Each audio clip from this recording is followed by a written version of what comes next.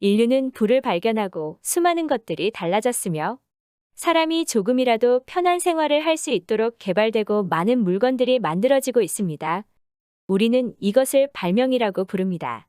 그런데 옛날 한국에 살았던 조상님들은 지구에 존재하지 않았던 꽤 많은 발명품을 만들었습니다. 그리고 비교적 그나마 최근에 발명된 이것은 전 세계 사람들에게 극찬을 받고 있으며 유일무이하다라는 말을 듣고 있습니다. 최근에 해외 커뮤니티에는 하나의 글이 올라왔는데요. 제목은 1443년 세종대왕은 한자를 배우는 서민들이 겪는 엄청난 어려움에 대응하여 한글을 단독으로 창조했다. 1446년에 공개된 새로운 문자인 훈민정음 발행일은 남북한 모두 국경일이 되었다. 입니다. 외국인들이 극찬하는 발명은 바로 훈민정음입니다. 실제로 해외 커뮤니티에서 한글이나 한국어와 관련된 글들은 굉장히 많이 올라와 있으며 대부분 칭찬하는 내용인데요. 유명한 발명가라는 말을 들었을 때 아마 대부분의 사람들은 비행기를 만든 라이트 형제나 다이너마이트를 만든 알프레드 노벨 등 지금까지 사용되는 물건을 발명한 사람들의 이름이 먼저 떠오를 겁니다. 그런데 의외로 한국 문화가 인기가 높아지면서 한국어를 배우는 외국인들이 늘어났고 그러면서 자연스럽게 세종을 떠올리는 외국인도 종종 볼 수 있습니다. 한 영국 역사학자는 훈민정음은 모든 언어가 꿈꾸는 최고의 알파벳이다 라고 말했습니다. 그 정도로 한글은 위대한 발명 중 하나죠. 현재 존재하는 언어 중 만든 목적이 분명하고 만든 사람과 시기가 분명한 글자는 한글이 유일합니다. 그런데 사실 한국인들도 1940년까지 한글의 창제 원리가 얼마나 과학적으로 되어 있었는지 자세하게 몰랐습니다. 하지만 1504년경 사라졌을 거라 생각했던 훈민정음 해례본 1940년 어느 마을에서 전영필 선생에게 발견됩니다. 당시 판매자는 1,000원에 판매하고 있었지만 그것의 가치는 1,000원이 아니라며 무려 10배인 만원에 구매했고 그것이 지금은 세계 기록 문화유산이 되었습니다. 당시 1,000원은 집 한 채를 살 수 있는 돈이었기 때문에 절대 적은 돈이 아니었죠. 세종대왕이 훈민정음을 만든 이유는 누구나 한 번쯤 들어본 나란말싸미로 시작되는 그 글입니다.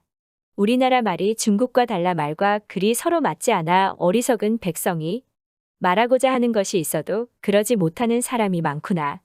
내가 이를 안쓰럽게 여겨 새로 28자를 만들었으니 모든 사람이 이것을 쉽게 익혀 편하게 사용했으면 하노라. 이것이 세종대왕이 훈민정음을 만드신 이유죠. 한자를 모르는 또는 어려워하는 백성들에게 글자를 주기 위해서 말이죠. 그런데 이 글에도 나와 있듯이 사실 처음에는 28자를 사용했습니다. 하지만 현재는 24자를 사용하고 있죠. 지금은 글로벌 시대로 지구가 하나의 공동체가 되었지만 28자를 사용할 때는 당시 한국 사람들이 자주 사용하지 않는 외자를 소멸시켰고 그것이 지금까지 이어져 와 현재도 24자를 사용하고 있습니다. 그런데 놀라운 것은 28자를 사용한다면 전 세계 모든 외국어의 대부분을 표기 표현 말하기가 가능합니다. 그래서 몇 한국 사람들은 외자를 부활시켜야 된다라고 말하고 있죠. 그럼 과연 해외에서는 이것을 어떻게 설명하고 있을까요? 한글이 만들어지기 전에 한국인은 한자를 사용해서 기록했다. 중국어와 한국어는 비슷한 점이 거의 없기 때문에 한자를 빌리는 것은 구어를 반영하기에는 비효율적이라고 판단했을 것이다.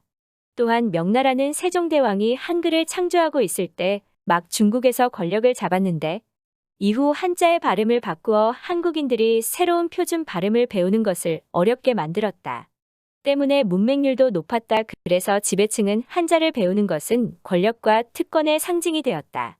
이를 가엾게 여긴 세종대왕은 일반 백성들이 보다 쉽게 글을 쓸 수 있도록 하기 위해 훈민정음을 만들었는데 당시 통치 계급이 그 소식을 듣고 경악할 것을 알기에 비밀리에 창조하기 시작했고 놀랍게도 훈민정음은 세종대왕이 직접 만들었으며 혼자 만든 것으로 밝혀졌다.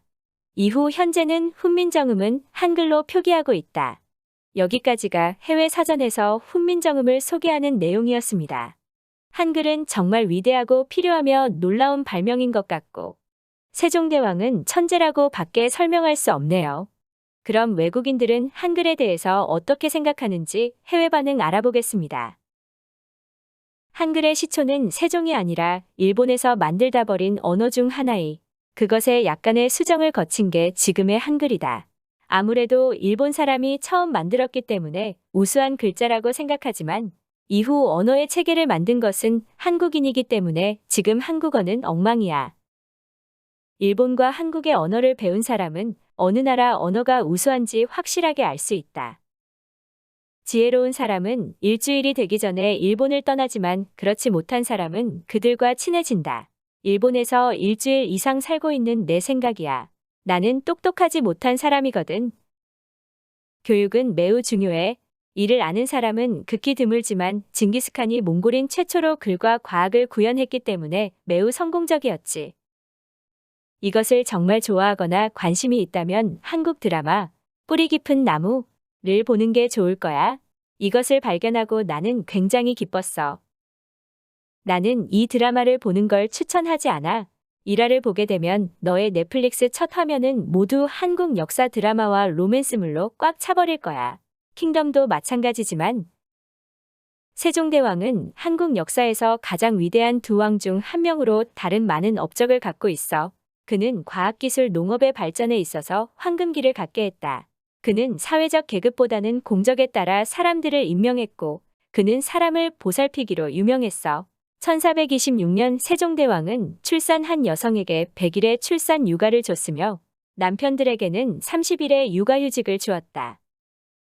한글 창조에 대해서는 학자들과 함께 만들었을 것이라는 관측이 우세하지만 조선왕 조실록 등 소식 등을 보면 한글을 혼자 창조했다고 강조했어.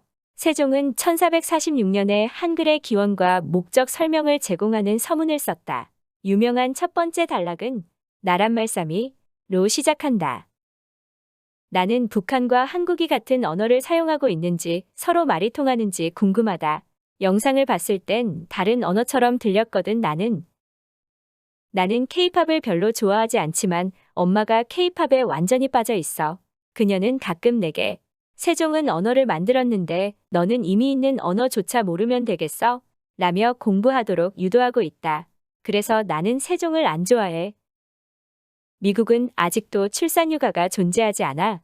난처하다. 한국은 수백 년 전부터 있었다는 게 놀라울 뿐이야. 1426년 한국은 이미 2022년 미국 그리고 많은 다른 나라들을 이겼어. 일본에서는 일본어와 한국어를 일본 공용어로 사용하려고 했다. 하지만 그러지 못했지. 일본어와 한국어를 조금 공부한 사람으로서 일본식 시스템보다 한국어가 배우기 훨씬 쉬우므로 1900년대 일본인들이 이해가 돼. 일본은 한자를 사용하고 있으며 사전에도 나와 있듯이 한글은 한자를 사용하지 않도록 만들어졌어. 아시아 많은 나라에서는 한자를 지금까지도 사용하고 있다. 하지만 한자를 벗어나기 위해 언어를 창조하거나 재창조한 나라들은 많지만 성공한 나라는 한국이 유일해. 아시아에서 한자 때문에 의사소통이 가능해졌지만 한자를 벗어나야 된다고 말한다. 일본에서는 한자를 필수로 사용하고 있어. 한국에서는 요즘 많이 쓰이지 않는다. 한자를 쓰지 못하고 읽지 못해도 전혀 문제가 없어. 일본에 있는 동안 한자를 읽을 수 없으면 아무것도 읽을 수 없다. 내가 들은 바로는 일본은 세 개의 글자를 가지고 있어. 하나는 남성용, 하나는 여성용, 그리고 다른 하나는 깔보는 외국인용이야. 나는 서울의 한 카페에서 몇 시간 만에 한글 읽는 법을 배웠어. 이것은 다른 문자 체계에 비해 매우 합리적이고 이해하기 쉽다. 나는 이것 때문에 문맹률이 엄청나게 낮다고 생각한다. 오늘 소식은 여기까지입니다. 구독과 좋아요는 더 나은 영상을 위한 큰 힘이 됩니다. 시청해주셔서 감사합니다.